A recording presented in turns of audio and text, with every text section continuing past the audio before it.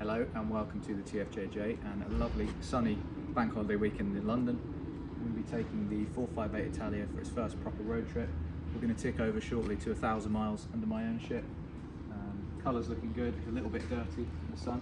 Just see how much luggage we can get in here. It's actually not a bad sized front boot.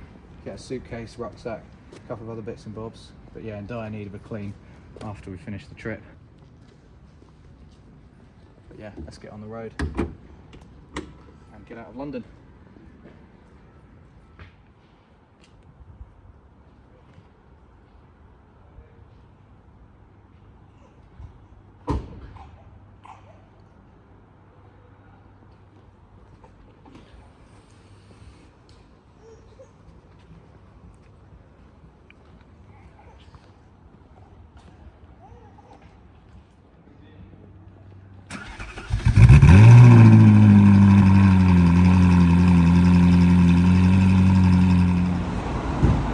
So stopped already for the first fuel stop.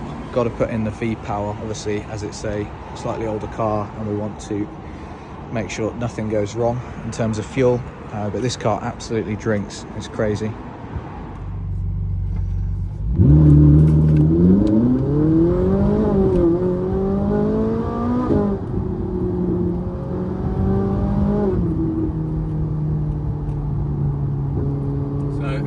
Welcome to the cabin of the Ferrari 458. Coming up now to 900 miles in my ownership. Just thought I'd give you a few updates on the car and how it's been.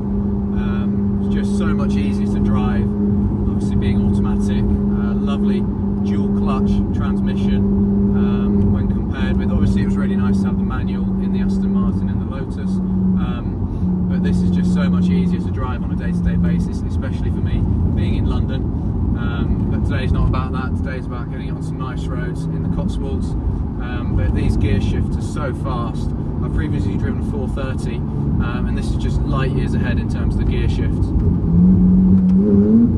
So you can put it into auto versus manual mode really quickly, really easily.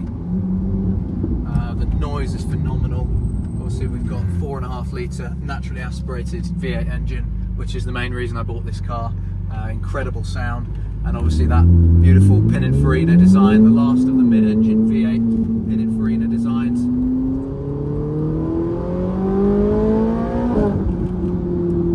I love also the lights you get, the race lights, when you should be shifting up a gear when you get close to the red line. Some really nice interior options on this car actually as well. So we've got the yellow instrument cluster in there. We've got the iPod charging, which is good because it means I can connect a Bluetooth device and play my music through it. The interior is actually worn really nicely. Alcantara still looks pretty fresh, so we've got Alcantara lining here on the dash, carbon wheel, carbon paddles, carbon central bridge, a few golf balls, ignore those as from the previous owner. Got my phone charging as well. But it's just a lovely place to be. It's warm, the aircon's good. Yeah, really, really nice. So the car's coming up now to just over 18,000 miles. I plan to put a few more on it with trips to Europe, etc, etc. But yeah, really, really nice. Steering's really nice and light as well, power assisted. Obviously a few more sort of driver aids than the basic, very basic Lotus sports cars. But it's really, really nice.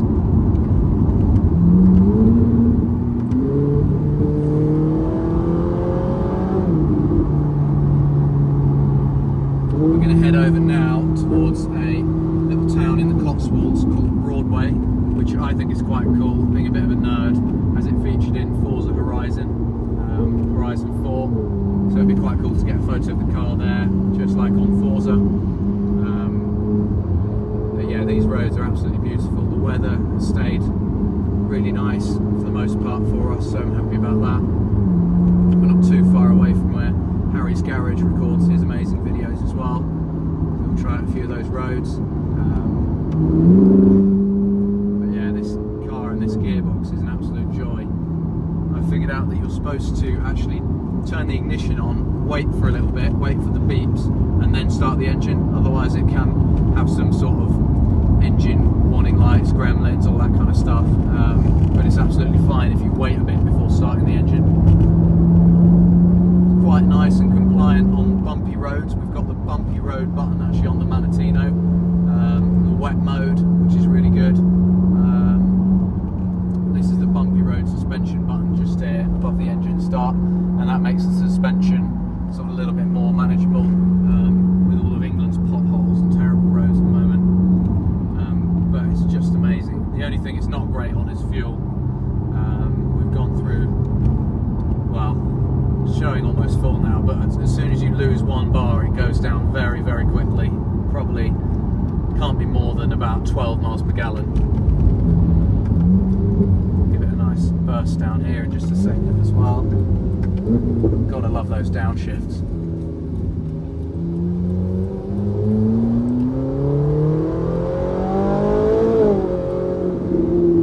Of course, gotta watch out for big tractors in the Cotswolds as well.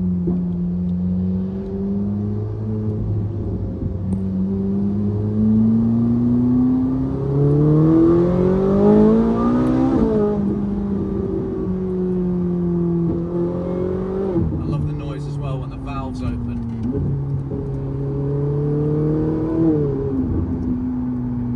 You can really hear them opening and closing when you let off the accelerator.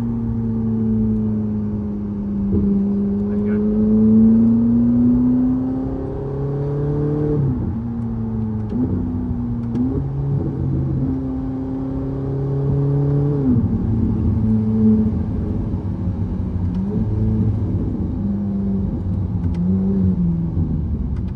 Definitely a bit of a wider car than I'm normally used to, so we're taking it nice and easy down here.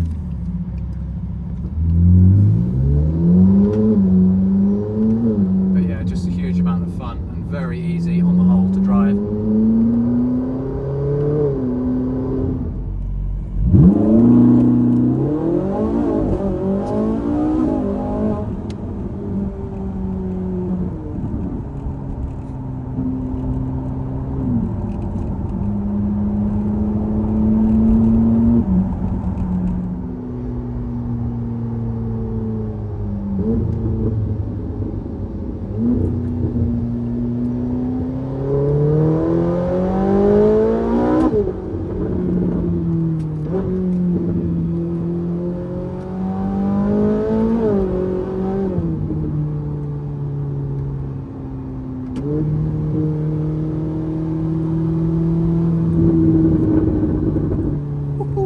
Those pops and crackles are amazing on the overrun. So that's a feature that only the early 458s had, pre-OPF filters, which I think were introduced in 2012. So the earlier cars are a lot louder. So really got the sweet spot in terms of exhaust note. Fair play to this guy in the Suzuki ahead of us, really setting the pace. Beautiful architecture and buildings.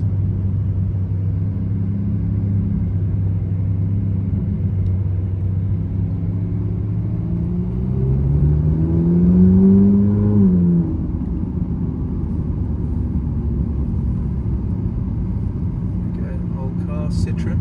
Oh, that's quite cool. Citroen DS estate.